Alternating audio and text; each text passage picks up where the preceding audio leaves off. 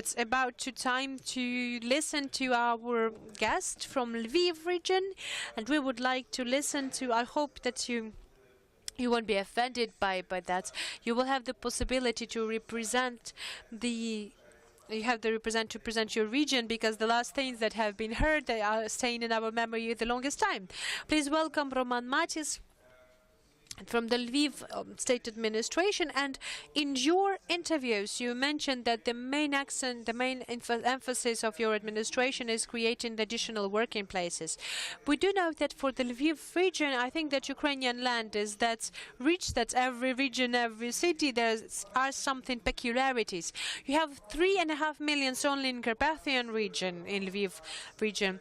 So the HAL Naftogaz decided to build another Bukovel resort. They want to engage additional money, so for them to be invested into the region, into the regional development. And still, when the eastern and southern regions are just telling us that there is the indicators of the military conflicts and the investors do not want to get engaged into these regions and the investor just leaves, we know that there are people from many different regions coming to Lviv. And so you have a very good, successful story of investment. Like, it seems like, what else do you need? But you have been in charge of the department of the investment for a year now. But I would like to ask you, what is the part of the local bureaucracy? What is the role of the local authorities in creating these business possibilities? We do understand that the bureaucracy doesn't think of themselves as a bureaucracy. They think about us as the leaders, which is good. And I'm really happy to hear that when I'm listening to our diplomats and diplomatic corps. Like, how can you blame your diplomats or your bureaucrats for actually standing out for the interest of your businesses? It has to be done like this. So tell us the story how it's done in Lviv region.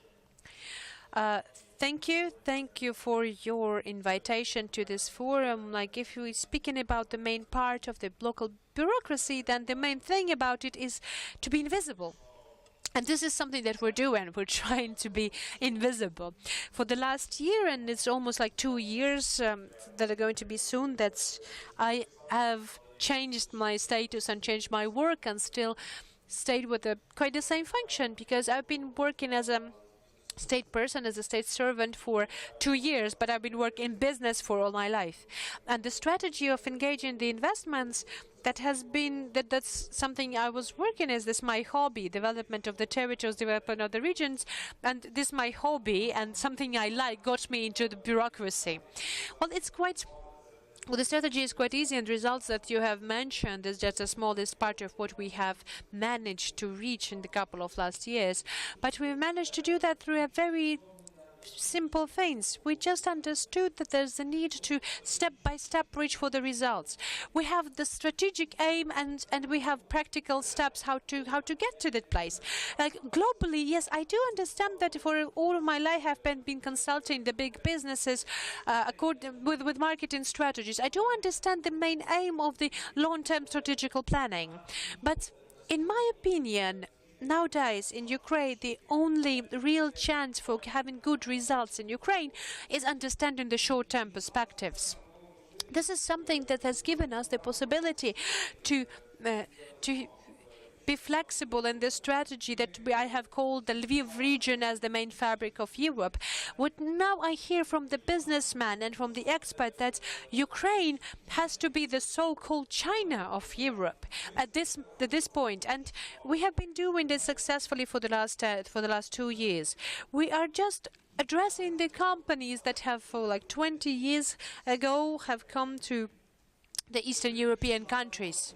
They have been looking for three main functions, three main factors there.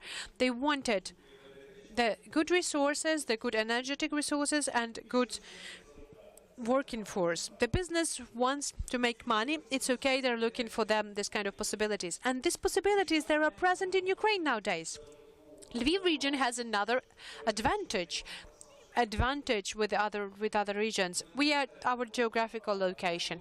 We have the border with Western Europe. I'm working with the businesses. I do understand that the companies are not interested anymore of getting their industries and their productions in the Eastern Europe. I do understand that all of the three criteria that they're interested is now getting more expensive. The return on your investment is not that interesting anymore. The companies, they would like to look for the new locations like the Mexico, like the Africa, and we're here just by their sides. And when I'm talking to these companies, when I'm talking to the companies in Poland, and you understand that this is a small distance for us, and I'm just telling them like half jokingly, like, I'm not just giving you the offer to broaden your production in other countries. I'm just offering you to get into like 200 kilometers in the places. Yes, there is the border, there is people who are getting, there's the border, but I think that when you're going to have your goods produced, then you're not going to think about it, produced, and not going to think about it. We're now working even on these things like this fear of the military conflict that we have. We do understand that not all of the investors, they understand the scale of Ukraine. They don't understand where the ATO situation is situated. So you're showing them where Kherson is. No, we have just given them the update on like where's the conflict zone and where we are.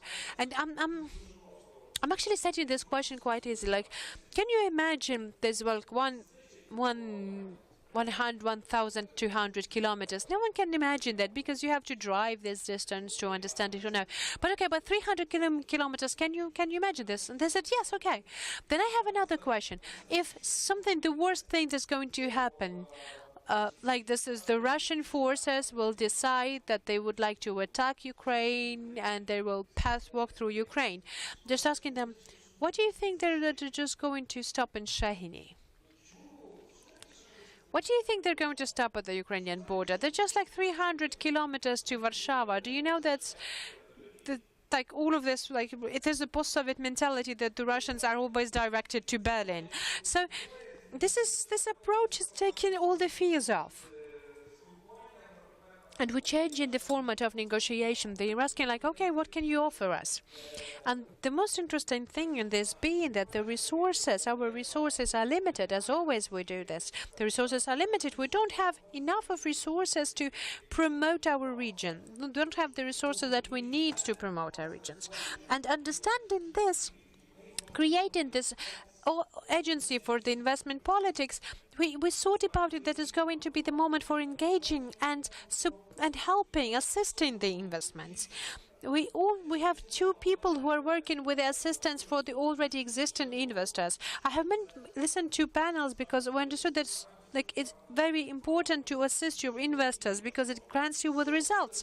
And we're doing it for 2 years. We understand it's important. Whatever we say, whatever we tell, even when I'm giving this story that, guys, I'm not a bureaucrat, so I'm a businessman, we can be sincere, they're still looking at me as a bureaucrat, as a state bureaucrat, a person who wants to sell them something, to give them the white lies, just to get them engaged and then coping with their problems. Understanding that, it was important for me to have business saying the same things as we do. So this assistant for the investment project department is a department that works with already working, engaged investors. And the main thing for us is to make the bureaucracy invisible. We need to provide all of these licenses and all of these consent documents really quickly. We're looking for the quickest and the fastest possible decision-making procedures. We've started on this law on the obligatory registration on investment. The first thing when you come in from the business, no one likes the bureaucracy in business. And the first thing that have shown me, this is the big closet, like 5 doors of the closet from floor to ceiling, packed with the documents. This is the investment starting from 1993. This is the investment registers. Why do I need these documents, actually? There are many different processes. We talked to the National Bank concerning some barriers that should have been taken down to engage the investors. These are small steps, invisible steps, but they're improving the life drastically. And now we're talking to the investors with the things they understand, like For example, I've reminded one of the investors that, remember, we have been in April, we have talked to you about the limitations on the dividends in Ukraine. He said, yes, I remember this conversation, and okay, what had happened? And I said, like, we discussed it with the National Bank, and in 3 months now we have the approval of the national banks to use the dividends from the country. And the one thing that the Germans told us is the free usage of the capital, the free movement of the capital. And now we're providing them with the real solution. And what the companies do then, they're starting to work to talk with our languages, with our awards. And in the end, when we have an investor, they do not call us, they're not informing us about their coming. They're meeting 3 or 4 other partners. They're gathering the information about the market of Lviv region, about how the market in Lviv region works. Then he comes to us. He meets the head of the district region administration. We are giving him a nicest speech on how we're going to assist them, given the greatest cases, with all of this, our biggest factories, a very like 5 and 5 months of getting all of the documentation being gathered in 5 and 5 months. And he says, like, yeah, I do believe you, because before I come into you, I have been to other 6 companies and they have told me quite the same. And I don't think that you would negotiate and ask them to tell them the same things, because you didn't know who we were going to visit, actually.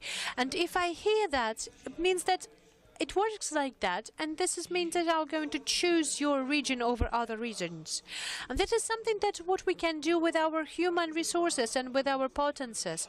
Like, for example, I have this possibility to move all around the world, but working with the businesses that work, I'm trying to get the needed communicational results. And then we're speaking about the professional and technical education. Right now, if we're thinking about 2021, then I think that we should turn to this, to talking to the research and development R&D directions, when we are going to use the industries and companies that are ready to modernize the production lines and that are going to, again, introduce some new things. But right now, it's still not the main goal for us, because I do understand the step-by-step actions, and I think that this moment, that understanding of the actions that needed to be taken, is something that helps us to categorize the needed things to be done. And I think, so, unfortunately, yeah. So basically, we have closed it all up. When the people, representatives of our state administration, has asked me how much money you plan, of investment you plan to engage into our district, and I told them I don't know, and they were like, "Oh my God! Like, what are you about to do? You have to plan." And like, what I thought when I came to work to the state administration, I think that the good efficiency of our work is going to be the solution of 2 things. First of all, creating new working places and the increasing of the salaries.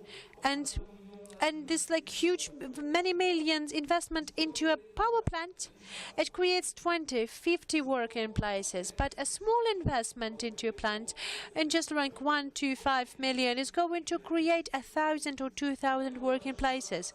So that is why I think that's what we have to do now. Less money for the investment, but more working places, more working employment. And I have just 2 places in Lviv when we can get a big employment, and all of the other places are now being competitive for their workers, and they are being competitive in their salaries. For example, the big industrial plant in Brody, and for the unqualified employee, they say that it's going to be from 8 to 14,000 hryvnias as a salary, and there's more like 2,000 working places. This is the steps that we have to take. We have to create the working places and good salaries, and then we'll think about the investments. Thank you, Roman.